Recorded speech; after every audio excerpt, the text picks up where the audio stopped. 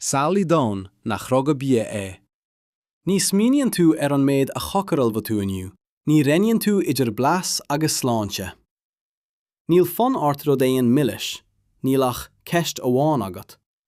An ifi tú rud béniu chor bé, sin mar a bhí saol léitúil an airmeora fead na géite blian. Gur mágat as beagnach 5,500 síntús. Tom had a bheith bríoch as seo a bheith fearre. Fág síntús mar a bhfuil ceann agat fós, anas na culfi tú ábhar níos mó. Shrábháile, báthar lába, tá sé gaile as cionna nachar, teachan le deatach ag sile tríd an díon polta, agus fear nach raibh córamh na léinte go dtí an fómar le sceitimíní ach le imní. Mar má hepa rud éin, má tháinig storm, má bharag an seoch an grán ag péice, ní raibh ann ach rud amháin, ocras. Súla raibh an práta tugta go dtí na táilte polónacha, ba é an bunús aiste bia an airmeora an rud a dairí lo a haringtamach as an talamh bocht, díthorga. Sigil, crua, lia, jackar a bheilt. Cabáiste picailte, ma níor bhéidir an ceann uair a stóráil. Banne, searamh agus snáthínach, ach dá sé fiú nuair a fuair glasrí eile bás. Piseanna mar a raibh siad lómhag arán sigil, glú, úranta le meascán de sceallóga amad ná cóirt. Féil béidir uair sa bhí, béidir lá saoire, banne, ach amháin mar a bhór an bó bás sa géimle, Níos luachmhara ná pláta anra. Úranta hit neantóg isteach san anra, úranta fréamacha, ach is minice a bhí sé anra ó rud bé. Le hiisce, dearnán grán, béidir scríomh arán. Ní raibh ocras ina eisceacht, beag nAindéis é. Sa géimre, bhí an tocras níos mó fós. Dí siad an rud a bhí fágtha, agus is minic a bhí beagán fágtha. Dí siad go leor chun nach difeach siad i laige, agus iad ag diompar amad, onas nach difeach na páistí i laige, agus iad ag casa an ros sníomh, chun meirichtáil go dtí mórta, ní go dtí an teirech, go dtí an nóméid nuair a liggfa an talamh dómh rud éin a chur arís. Agus mar a liggfa, an sin cocraláil fadís phléimeacha, an sin dios féidís de lóga ráte, an sin scrís féidís an múnla ón arán, an sin déich fadís an seanmháthair is sinne gan éirí ón bord, ach luí agus ánalú go ciúin, go dtí go stofach sí. Ní raibh sé seo ina thubaiste, ba statistic é. Bhí is ag gach shábháile faoi ocras, bhí is ag gach teachan faoi fion bollag a casan ní ó róithe ach ó follúntocht. Bhí is ag gach máthair cata cíliún sé an písa dearannach a roinnt ina chathair. Agus an sin, áit éon I bhfad I géin, nach raibh is ag aon duine a henamnacha, I dulmh achtrach agus té, dás fréamh a déta gach rud a achrú. Ach ní raibh is ag na fermóirí é, ní fós. Súla raibh an práta tugtha go dtí an teach ferme, súla raibh sé ag péice sa talamh lába, súla déanadh sé na milliúin a shábháil ó ocras, bhí dul fud lá an domhan. Ma ní raibh sé ón áit seo. Níor fás sé sa Follan, ná sa Gearmáin, ná an mónéir Francis. Bhí blas na gréine agus an áirde a phréamh, mar rugad é sna shléibhte. Sna handas Perú, 1000 méadar os cionn level na farige. I éráid garbh nach mafas betún, hí na daoine andan ag chur an phláta fag na mílte blin. An áit a róid an arbhar, agus nach raibh aon seans ag an rís, dás an práta mar cloch dhéagraiseacht an saol. Ní raibh mórán de dhí níor sé lasachán, ná tailte mathe. Thug sé fómar nuair a hep a gach rud eile, agus bhí sé néamh. Ní tuisc go raibh sé ag tatnamh, ach tuisc gur bhair sé. Nuair a gabh na Spáinaí na tailte inca sa cúgiú híos déag, níor lorg siad an práta. Cúi siad son óir, airgid, anamacha, agus an tiúbar a bhí ag na bunducasaí I Málaí, bhí sé cosúil le grán, neamhthuntasach, ach thug siad leis sé. Féidir as fisreacht, béidir 3 himpeiste. Agus más sin, dóg an práta na Calafort Verica Thes, agus tháinig sé go dtí an Éirip. Deir na fianaise is luatha faoi bhliain 1570. An sin tháinig na céad flundaí chuig an Spáin agus an Fortingéil. Ach níor tháinig siad chuig pórcanna na Bheirmiúirí. Tháinig siad chuig gcóirgéine luamh-léige. Braithní ad orthú mar rud iontach, plun de trópacach, cuid de bhailiúcháin. Ní raibh an práta cuma uasal, ní raibh bula sprág uléir, ní raibh fhios-scéal aige. An tulamh dá sé as, Samhlaigh ar lábha, agus a cuma, míchatrum, tiú, lán de fócaí, bhí sé níos mó cosúil le galar ná le tarrtháil. Sa cuairt ar an uasalaicme, chuir siad é uaireanta mar bhlá. Rinne meas ar na duilleoga, uaireanta na bláhanna.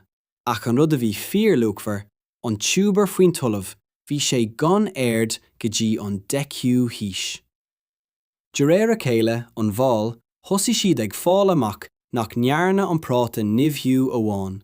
Ach go raibh sé sásta, gur féidir é a cocaráil, a bhacáil, a úsáid mar bhatha nó mar arm i gcuine OCRACH. Dús, bhí na monaí agus na dochtúirí cínte, an sin na saidúirí agus na bochtáin iarbacha, an sin na hairmadí go tuppa agus go séir, agus ach amháin ag an deireadh na Bheirmiúirí. Ach sin a bhí sa tógaí. Sa 10 haois, bhí an práta fós níos mó de fhios-scéal ná mar a bhí arán. Bhí sé san Éirip, ach ní go fóil, ní fós I dithe, ní fós I lámha leanaí. Ar an taobh tóir go dtí an phollan, bhí sé ag dridim agus ag fannacht, go dtigad duine éigean é, go bhfeicid duine éigean, an tiúbar achtrach ó dhearradh an domhan. So le cur an feirmeoir pollanach an tiúbar isteach sa tulamh den céadúir, so le raibh an práta ina thiúmbal ar bhochtanacht agus ar bhartanas, bhí os cionn 100 bliain cait ó tháinig an práta go dtí an Éirip. Sa phollan, mar is gnách, bhí rudaí ag turliú ar bhealaí eile, níos mille, níos deacra agus níos mó ó bhún go bar. Níor tháinig na céad phrátaí go dtí an mhisteala ach sa dara láit in 10 haois. Ní ón bhranc, mí ón dhedáil. Is dócha tríd an gharmáin nó an ostair. Agus an fearr chuirtear I le an phláta ó thabhairt go dtí an phollan ní amháin, ach an rí Jan a dó Sobieski. Deirtear sa fhios-scéal gur thug Sobieski ag fila ó bhaile tar éis an tarrthála bhín, thart ar 1683 ní hamháin crach ach freisin síalta planda neamhcoitinta beag álach.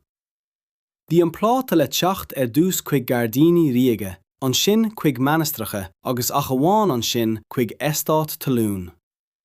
Ach ná bí a bré go gcain féin, ní raibh sé seo ina réalód oln mhór.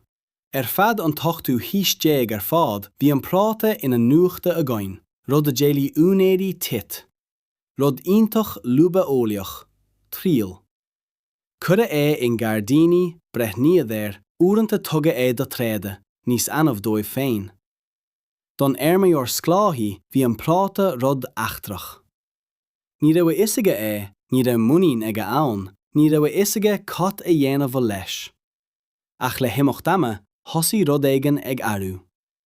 Thug na tíornaí talún faoi deara go bhás an plátaí áit nach deastín an sigil, nach deastín múlan uathe, nach gá iad a stóráil mar grán, go bhfuil siad siar agus gur féidir iad a bheithú níos mó daoine.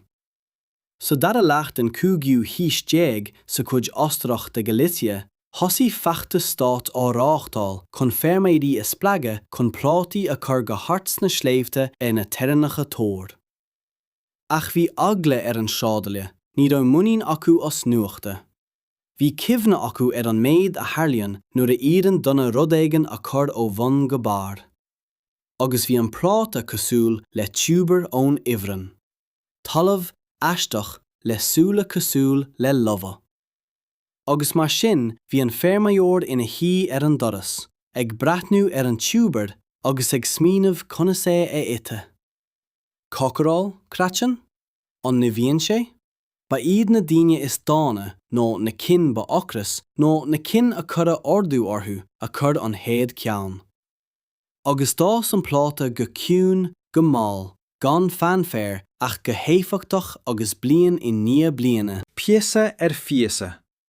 Hasí sé ag dul isteach I sráidbhailte na Poláine. Ní mar rí, ní mar fhios-scéal teoir, ach mar péiste. Beag, neamhshuntasach, ach ghnáthstaid. Ní raibh an sráidbhailte fermheora ina áit tríal. Ní raibh sé ina hir oscailte do nuachta, do chinlacha ó na tia, do dhríocht ón íartar. Gach rud nua a sppraag agla, mar déitoch gach rud a bheith ina bhás. Agus bhí an práta díreach mar sin, nua, achtrach, árasach. Nuair a taispáinú an tiúbar aisteach, talamh, wrinkled, míchochram, le súla cosúil le galar, don ermheor don héadúir, bhí an freagra simplí. Ní bia é seo do dhaoine, ní raibh clús aige mar gláán. Níor á sé I clúb mar chobáiste. Ní raibh bolla aige mar arán. Ní raibh beannacht tradiisiún aige. Bhí sé aisteach. Chreid na fermheoirí go raibh an rud a tugadh ó héal I bhfad I géin neamhchláán.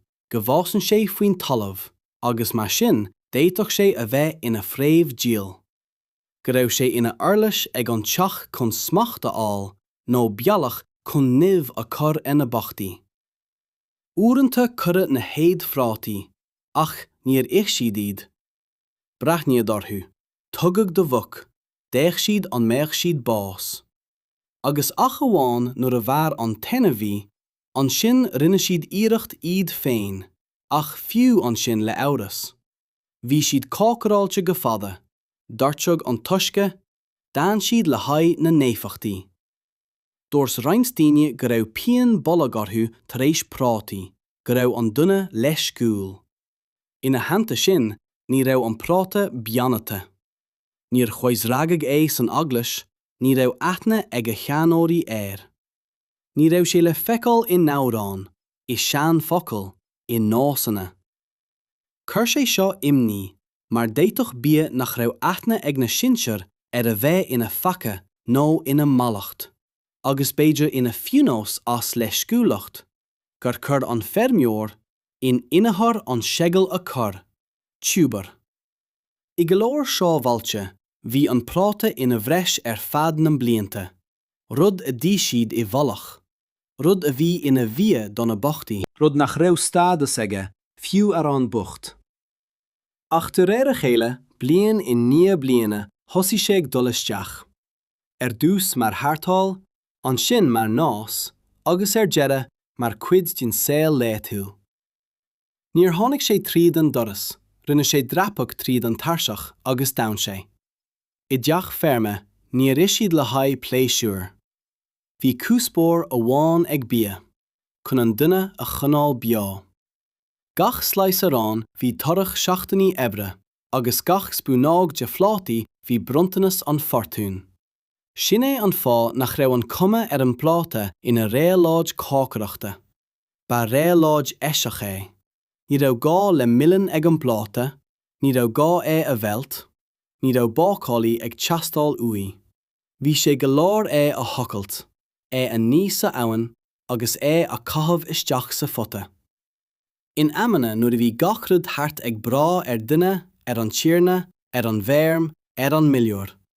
Bhí an práta neamhsplách, thug sé saoirse, beag, humble, ach tangible. An bord sráidile, inacha leis an oiniún, an banne, an cabáiste picailte, agus na písí bagún, thosaigh tiúbar ag feiceáil. Dús go drógal, ní bhaidh aon neartán chun éirí maidin, agus dul ag bailiú amad. I roinnt sráidilte sa géimre, rointear na prátaí léhananta, a bhéad is gá chun marachtáil go dtí mórta. Ní níos mó, práta amháin in aghaidh an duine, gá ceann má bhí ceann de na páistí tin, le má thosaigh an gantanas. Prátaí brute hinne ó amad tais. Ghain an deatach na súla, bhí an anra tanaí, go minic gan salam, ach galú sé agus thug sé dáchas.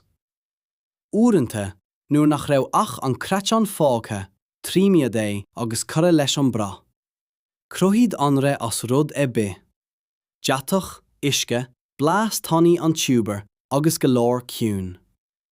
Uaireanta, ba an práta an rud deireanach sa sciúbáil. An sin, ní raibh sé ach bia a huile, ba an teran idir marachtáil agus ocras. Agus nuair a críochnaí na prátaí freisin, thosaigh an dráma. Gadaíocht á thóir seanna, chruthaigh tiúbar I bórcinne nóir curra tachailt. Ba an práta an tain do dásaí ngach cinál iirech nach raibh gá le cúram, a thug tara. Fiú, nuair a bhí an bhliain go dona, ní raibh sé éalach, ní raibh gá le padracha, nuair éalaigh sé teas, bhí sé ann. Agus dá bhrí sin, thosaigh na feirmeoirí ag cur níos mó agus níos mó mar go raibh gach práta breise lá breise scéal. Thábhail an práta an feirmeoir, ach níor stop an feirmeoir a tháinig sláán an gemra leis sin. Bhí an scéal leanaint athraigh, agus bhí brí amháin leis sin. Bhí an tealach ag phás, níos mó bia a bhí níos mó leanaí. Níos mó leanaí a bhí níos mó lámha le hobar. Níos mó lámha le hobar a bhí níos mó páirceanna le cur. Níos mó páirceanna a bhí níos mó prátaí. Go dtí go tobann ní raibh níos mó níos fearr a thulla, mar go raibh gach béal nua ag an bord ní hábháin conas, ach freisin costas.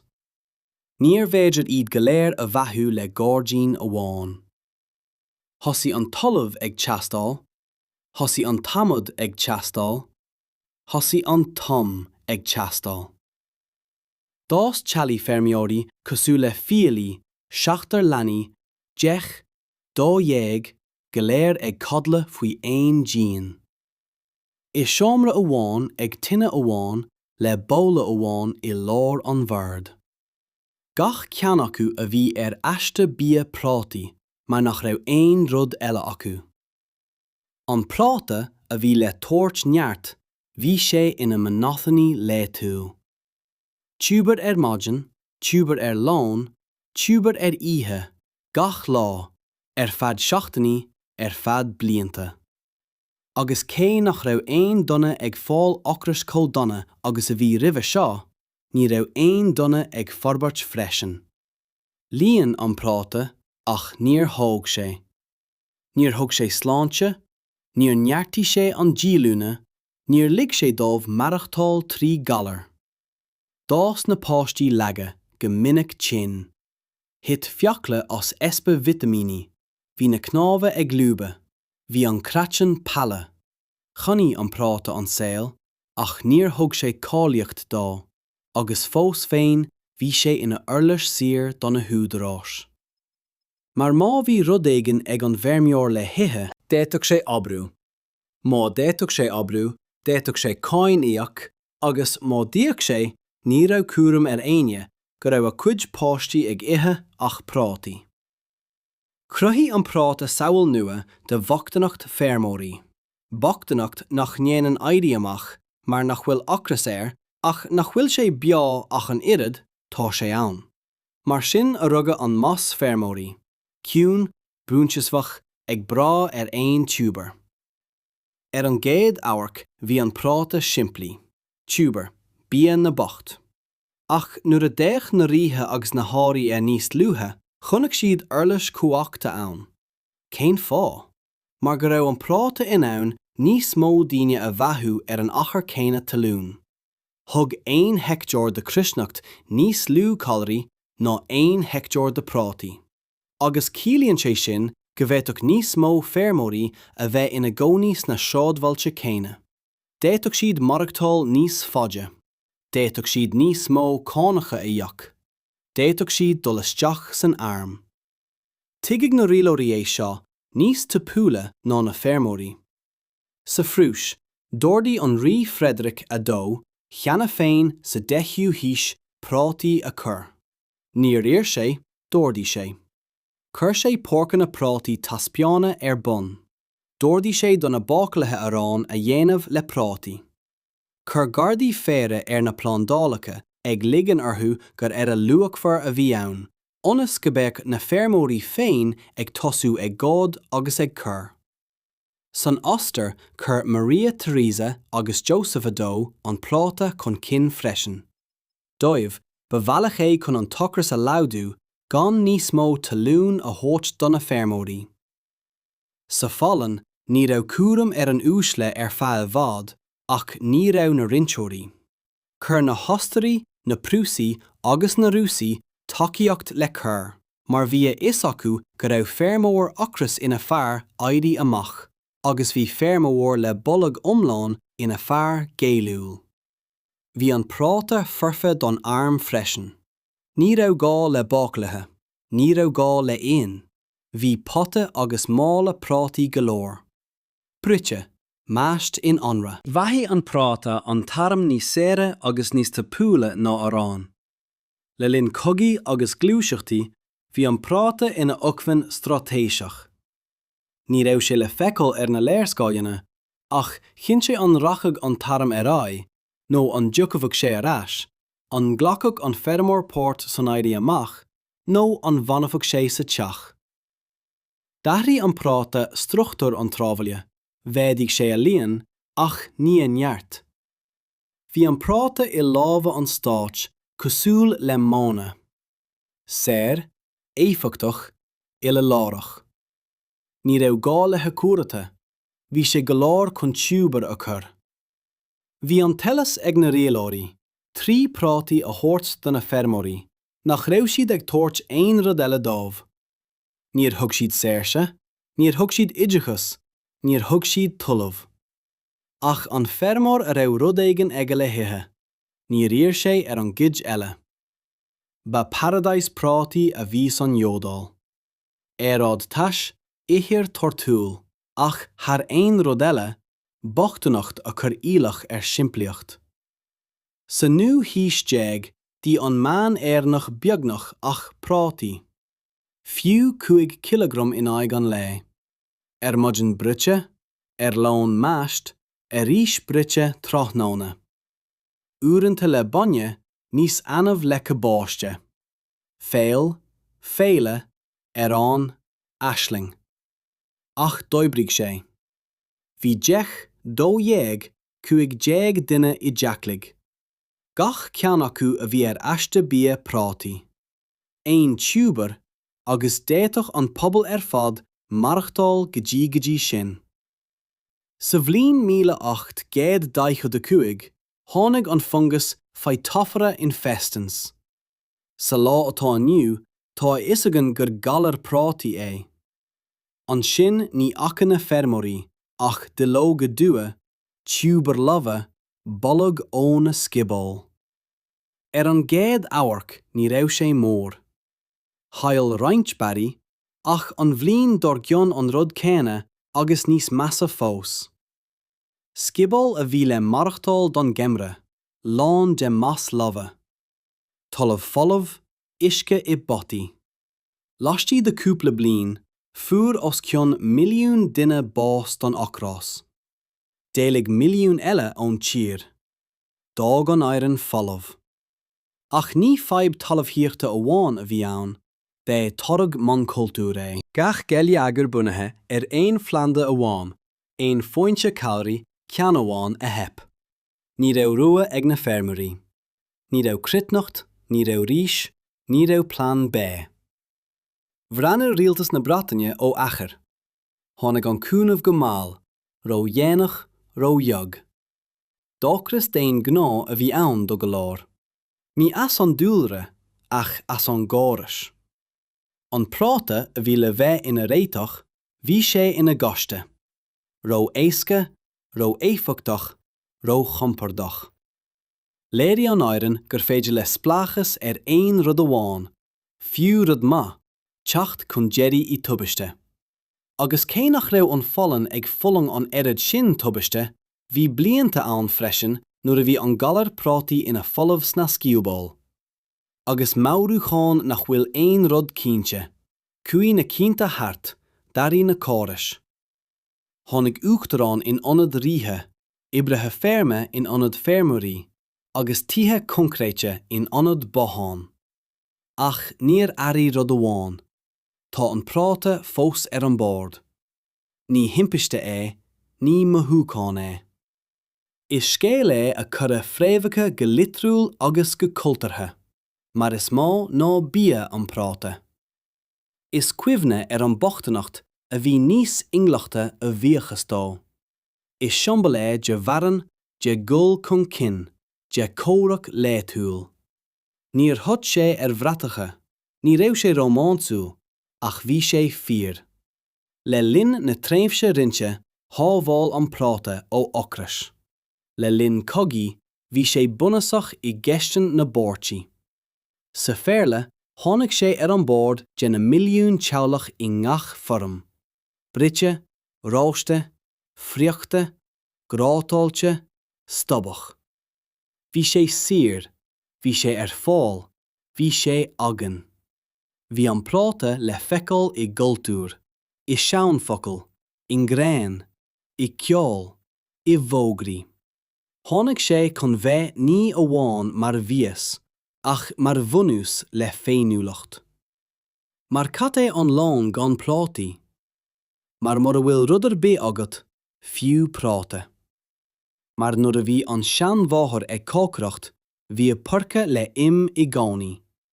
Sa ficiú híis, pá an práta fós láidir sa leagan baile, agus bialanna i bhasan retro, slow food, agus cócracht tuatha. Ach tá rud é gnáthara.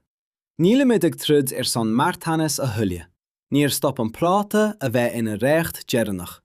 Tá sé ina róa. Ihe muid é as nás, as nostalgia, as grá don simplíocht. Agus sa rua seo, tá ma callan na glún nach raibh lua beacu char be, mar ní raibh an fermiúr grá ag an práta, ach a bhíochas dá bhí sé beá, agus tá muid beá a bhíochas dá gur tháinig sé sláán an sin. Gur raibh mágat as éisteacht. Más málat an tárar, fág ordóg suas, agus mar a deastíonn uat mo chéad íseán eile a chaile, fág sintiúis. Neabhram freisin faoin bhéidireacht tacu leis an gcenéal go airgeadais. Níl ort ach cliteáil an gnaipe tacaí híos.